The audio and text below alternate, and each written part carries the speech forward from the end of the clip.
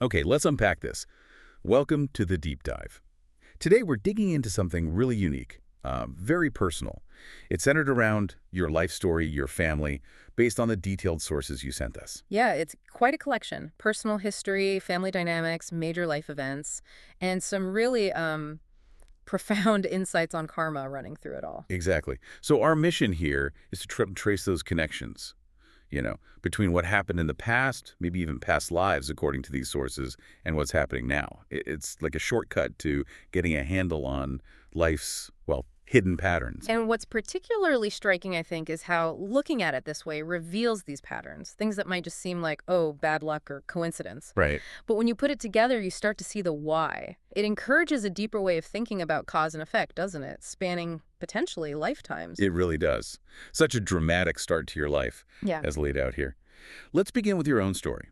So, you were the fourth child, but just months after you were born, your father was tragically robbed and killed. A really tough beginning. Incredibly tough. Then your mother remarried, had 3 more kids with your stepfather, so 7 kids in total, all raised by him. Mm-hmm. And here's where it gets really interesting. Your stepfather, he was a gambler, right? Yeah. Especially high-low at temple funerals, which the source notes is a common dice game, often played for pretty high stakes. Right, a social thing, but with real gambling involved. Yeah. But despite that, he seems to have genuinely cared for all 7 of you. You even mentioned him winning some money and straight away giving you 2,000 baht for school fees. That is quite a detail. It really stands out, doesn't Yeah. it? Such an unexpected mix of traits. It does. And connecting this to the bigger picture, as the sources suggest, his care, despite the gambling, well, it points to a strong, maybe unusual family bond there. Yeah. It's not the standard narrative you might expect, and it kind of sets the stage, hinting that there might be deeper, maybe karmic reasons for these connections, reasons rooted in past interactions. That's a really good way to put it. And from that complex family start, your life took another pretty sharp turn. You got into boxing, really young too. 6th grade, wow. Yeah, 12 years old, Wow. weighing just 33 kilos. You left home, lived in a boxing camp, fought constantly. And you were good, mostly winning, actually. To the point where he ran out of opponents locally. Exactly. So off to a bigger camp in Bangkok, fighting in the major stadiums, Aurangzeb, Om Noi, Lumpini, and the training sounds absolutely grueling. 6 hours a day, that's intense. Morning and evening, kicking targets, bags, sparring, calisthenics, just relentless. Mm-hmm.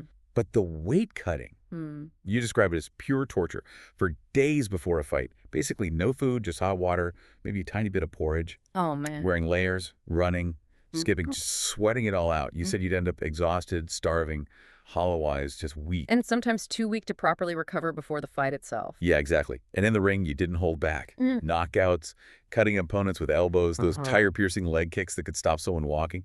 It was serious. You know, going through that kind of intensity, especially starting so young, it has to shape you profoundly. Sure. The discipline, the constant conflict, the physical toll, the mental focus. It leaves a huge imprint.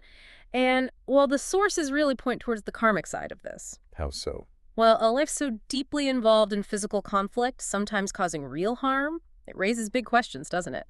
About how those intense choices echo forward, karmically speaking. It really does make you pause. So you did this for 3 years in Bangkok, but it didn't quite work out as planned. You came home, went back to school, got a job in Prakanbury. A big shift. Huge shift. Yeah. Then, 2007, another turning point. You visited Wat Phra Dhammakaya for a ceremony, casting a Buddha statue, and bam, this sudden, really strong urge to become a monk. Just like that. An immediate feeling. Apparently so. You talked to your girlfriend, bang on, asked her to wait 5 years, but, well, she left after 3. Said she couldn't handle you ordaining eventually. That's tough. Yeah, but you stuck to your plan. Ordained in 2002 during Voss the Rains retreat. Right, the intensive period for monks. And you went in with this deep wish, this aspiration to be a monk for life. Yeah. And even to follow this path in all your future lives. Quite a journey from the boxing ring to the robes. Absolutely remarkable. So now let's shift gears. Yeah. Right? Let's look at the karmic explanations provided in the sources for your family, starting with your father, Okay. his murder. The source says it was direct past life karma. It's incredibly specific. In the past agricultural life, he slaughtered an old cow that couldn't work anymore. Oh, wow. And the cow apparently felt this deep resentment, like, you used me, now you kill me, I'll get revenge. And according to this insight, the cow was reborn as the robber who killed him. That level of detail, it really underscores the idea that karma isn't just some vague force. It's about specific intentions, specific consequences carrying over, even apparently across species. It's quite something. And the sources add that after death, your father lingered near the family out of worry. Attachment. But when your mother remarried, that lessened, and he was reborn.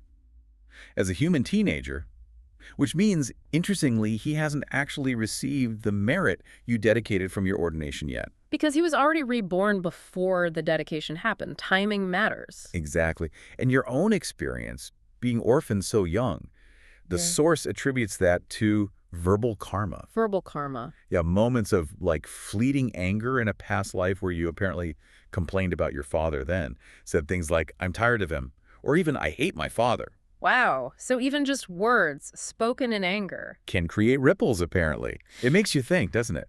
How often we might say something negative without thinking of the impact. It really does. And it's fascinating how a fleeting thought or words spoken in frustration can, according to this view, create such a tangible karmic result later on. Yeah. But notice, too, how you have these seemingly opposing karmas playing out. Orphaned by your father's early death, yet really well cared for by your stepfather. Right, that contrast. It shows how layered it is. You're not just dealing with one karmic debt or credit, but many, all interwoven. Our karmic tapestry is complex. Definitely complex. Okay, let's look at this stepfather now. His story. The sources say his basic nature is good, but hanging out with bad company, other gamblers, led him into addiction. And that kind of blocks him from fully receiving spiritual merit. Ah, the influence of association. That's a common theme. And apparently he and your mother supported each other in a past life, which explains their connection now. The advice for you is very direct. Help him see the consequences of gambling. They even mention Great Hell Pit 6. Wow, specific again. The sources are quite detailed about these afterlife realms, linking specific actions to specific forms of suffering. Great Hell Pit 6 is described as being for severe gambling karma. Intense. And you're advised to make merit daily and dedicated to him to try and weaken those negative forces. Right, actively working to counterbalance the negative karma. Then there's your elder brother. His death was also a violent throat slash. And again, the source points to direct karmic payback. Oh, no. In a past life, he was a gangster who killed someone by slashing their throat. So, a mirrored consequence. The exactness is chilling. It is. And after death, he apparently lingered for 7 days, then was taken to Yamaloka, the underworld judgment place, by these fierce beings called Gumfin, like underworld guards. And there, he's forced to drink molten copper because of his past life's heavy drinking. Molten copper for alcohol of karma. That's vivid. Yeah. The merit you've dedicated has helped lessen his suffering, but the source says his karma isn't finished yet. It highlights the precision again, doesn't it? Specific actions, even drinking, leading to specific, almost symbolic forms of retribution in this framework.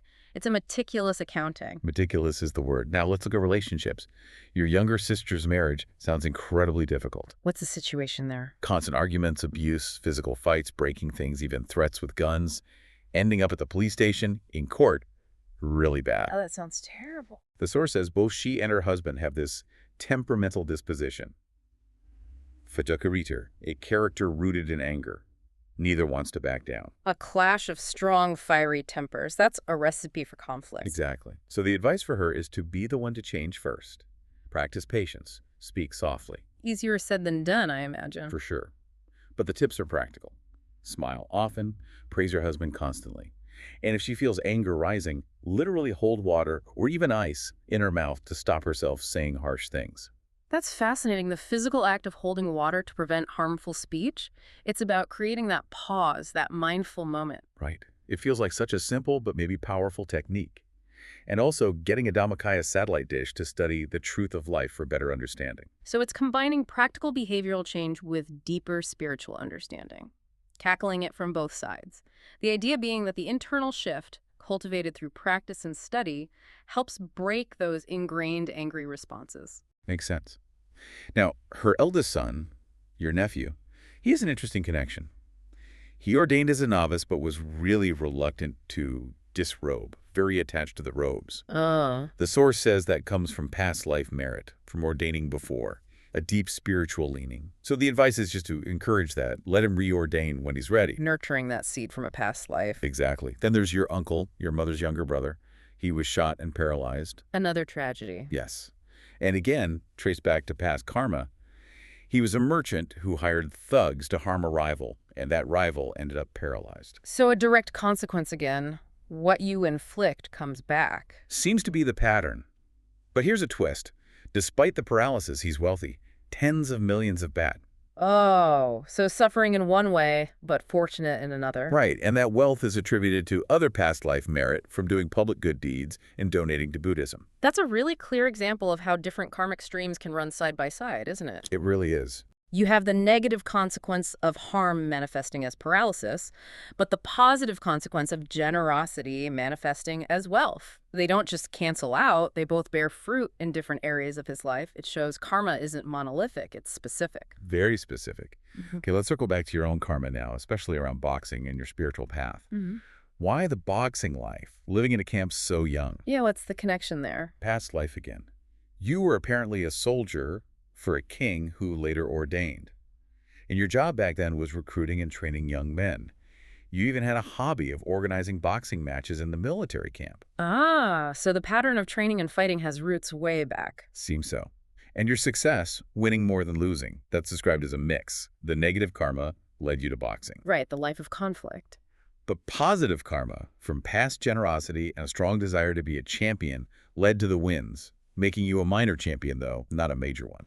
Interesting distinction. So merit influenced the outcome within the karmic situation. Exactly. Now, what about harming opponents in the ring? Good question. Does that create negative karma? The source says, if the opponent doesn't hold a grudge, you avoid direct, vengeful karma returning from them. But there's still a residual karma of harm.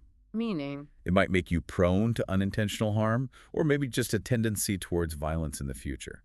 So the solution is lots of merit-making, generosity, morality, meditation, and dedicating it often to anyone you might have hurt. Actively counteracting that residual energy. And crucially, practicing Dharma to reach the Dhammakaya state.